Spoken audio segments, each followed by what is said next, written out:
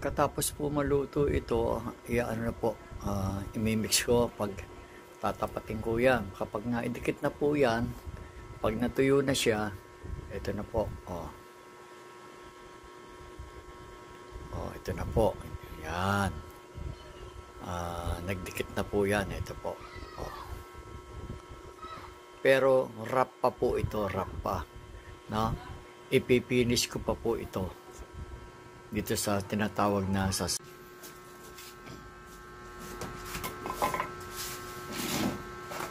ito po,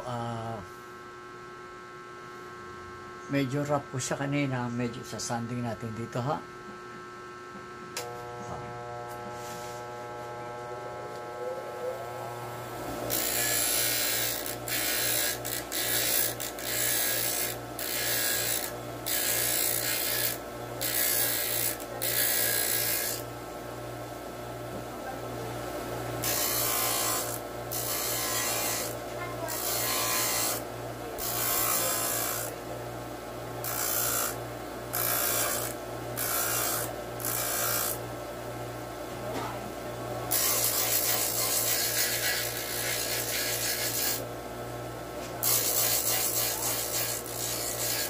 Parang madaling tignan lang po, no?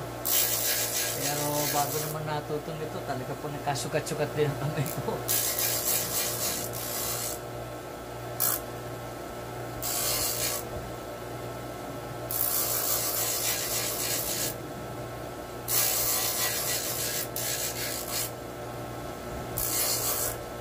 Kabataan ko po, gumagawa na kasi ako eh. Kaya medyo sanay na.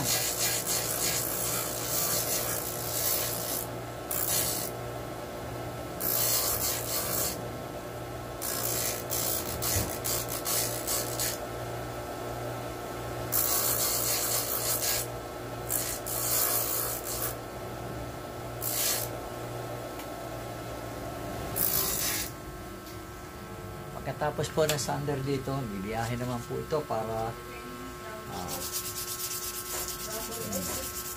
marami pong proseso eh. Pinakamalalim na gawa dito yung sa konsagrasyon. Sa ngayon po, ito.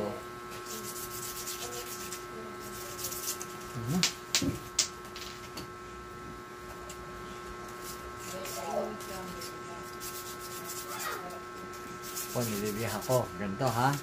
Susunod naman po, ito. Pagkatapos po na sander ito, okay, pag na-sander na po, bubutasan ko po. Ito ha.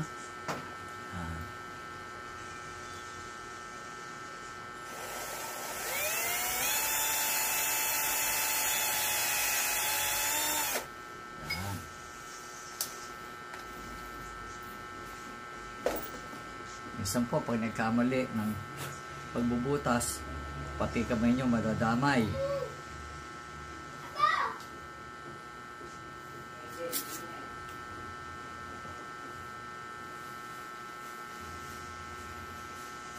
Yan.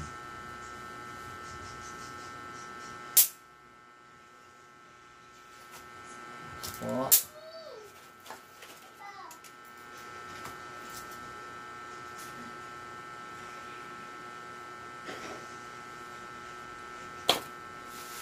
Tapos po nito,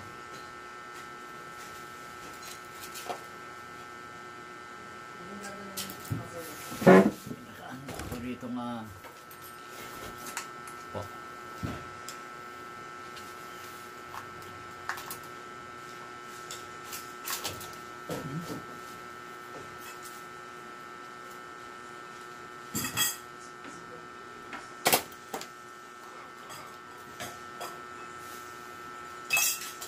Meron po tayong sprayan po natin ito. Nakita nyo naman ito, oh. Ano po yan?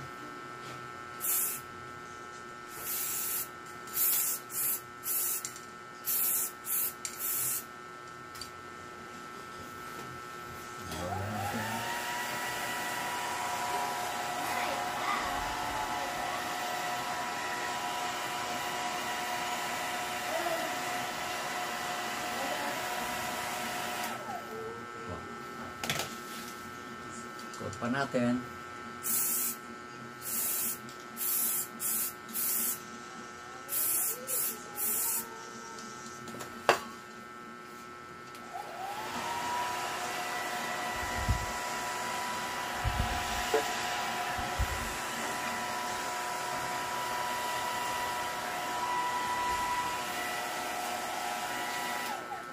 Yan. Ito po ang magiging resulta nito. Yan po.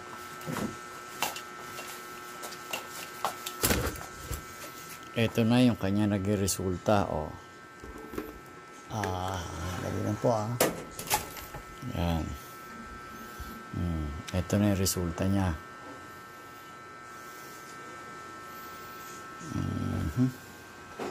Yan po. Makintab na po yan. Oh.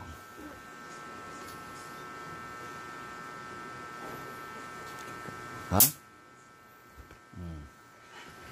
Gusto ko lang ipatunay po sa inyo na ang gumagawa nito ay ako. Hindi po ako na bumibili, hindi po ako trader, ako po ang maker. Kaya ibinidyo ko po yung mga ibang gawa natin. Isa lang po yan sa latest kong gawa.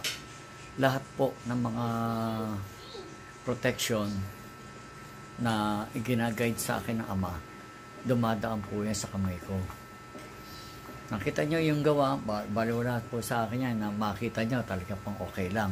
Para pagpapatunay po na hindi po ako nagba-buy and sell, hindi po ako bumibili, no? At least na lang po meron kasi nabibili mga Sanbenito, yung po kaya mula po noon, nung tumaas na po yung level ng kaalaman, sa ngayon po, yung protection Sanbenito po, hindi naman po talaga napakalakas na protection para po sa labanan espiritual. Ang talagang tunay po na napakalakas na protection po, yung kaalaman po na ipinagkatiwala ni Ama sa atin, si Ama po, sa Kanya po nanggagaling yung kalakasan. Sa Kanya po talaga nanggagaling. Kaya ang ginagawa ko po ngayon, no, yung mga kalikasan. Kasi po, ang Ama mismo ang lumikha ng mga banal na kalikasan. Kaya yun po ang ginagawa natin. At saka yung mga panalangin, pagkatapos po nito, magkakaroon po tayo ng mga pag-aalay na ritual para po sa Ama at pagkalooban po ng Ama ng kalakasan lahat po ng bagay na ito.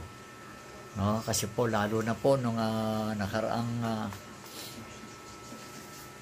First Friday po, naibilin po sa akin ito ni Ama na gumawa ako nito. Ito po, yan. Diba? Napakaganda po, no? Oh. Ang tawag po rito, Ultimate Supreme po. Ultimate Supreme. Kaya, meron tayong Supremo po. Meron din. Malakas din po yun. Kaya lang po, upgrade lang. Noong Miyerkules Santo at nakapag-gawa ako ng sample na noong Huwebes Santo. Pagdating po ng Biyernes Santo, dumating na po talaga ang mensahe na ang mga tao po na makakagamit nito, halos sa marami po siyang no? Kumusta multi-power po, no? Talaga po ang kalakasan po ng Ama talaga naghahari dito. Kaya mga kapatid ko, nasa sa inyo po yan. At saka itong 3 bato na po ito po yung galing sa Australia, no? May dumating po sa akin dito, maliit na box, regalo po sa akin, galing po ng Brisbane, Australia. Sorry po, hindi po California, Australia po. Sorry po. Kasi po marami tayong mga kaibigan na nakasuporta rin kung ano yung kailangan. Ngayon po, kung ano naman yung kailangan nila, pinadadala ko rin po sa kanila para palitan po ng lakas. Maraming po salamat na natunghayan nyo kasi gusto ko lang talaga ipaalam sa inyo lahat na yun naman po na hindi ako namimili na bumibili ako ng materyales para po i-fabricate yung yung mga gawain na inutos ng Ama. Yung mga manggagamot naman po na bumibili sila, no? Bumibili sila. May mga manggagamot po na mga binibili nila, mga legit po. Katulad po na sa Banahaw, marami pong legit din sa Banahaw kasi yung gamit nila talagang tunay naman po yung mga materialis nila. Pero may mga manggagamot naman po na pasensya na, bumibili sa Quiapo, Divisoria, kung ano-anong binibili, i-assemble, kung ano-ano sasabihin, na hindi naman po sagrado. Kayo na po umuri. Kayo na po umuri. Marami po kasing ganyan eh. Hindi po pinag-uusapan yung halaga, no? Kung mapamahal o pamura. Mura nga po, anong nangyayari? Lalo lang tayo mamumroblema. Yung iba nga po, mura, ipinatataas naman ang presyo. Wala naman pong lakas. Pero mga kapatid ko, ang ma-advise ko lang po sa inyo, umiwas na tayo. Kaya po tayo naloloko mga kapatid Dahil po masyadong, alam niyo naman po ang mga alagad ni Satanas, ang gagaling po magsalita niyan, no? At saka kung naggagamot po tayo, hindi po talaga pahihintulutan, no? Una sa Diyos tayo, hindi po ginagamit ng Diyos yung mga taong huhula ka, dadahin sa bara-baraha, hindi po, wala pong gano'n sa Bible, no? Yung hula po na nasa Bible, ito po yung mensahe. Kaya lang, ang tawag nila, salita nila dito, hula. Hindi po hula yon. Mensahe po. Pero lang salita nito, hula. Pero hindi po gagamitan ito na mga uri ng yung mga guhit-guhit, pati mga numero-numero, hindi po yan. At saka, meron po numero espiritual, meron po talagang kahulugan. Pero wala po. Kung talagang totoo po, no? Halimbawa po, kung gusto nyo talaga matrace, sa daliri po. Kita po yan sa daliri, mga kapatid. No? Pati kapalaran po, nandyan din. Nasa palad natin Pero, mga kapatid, kahit anong ganda ng pagkabasa sa inyong kapalaran, nasa ating paggawa din. Kasi po, ang ganda nga ng guhit ng kapalaran mo, pero nakasaad talaga doon, yayaman ka. No? Pero kung yung sa pagyaman mo, dapat po lahat ng ginagawa mo, kasi ang Ama po gumawa ng guhit nito Ang Ama, hindi naman tayo di ba? Kung gusto mo yumaman, sumunod ka sa mga gawain na naaayon sa kalooban ng Ama.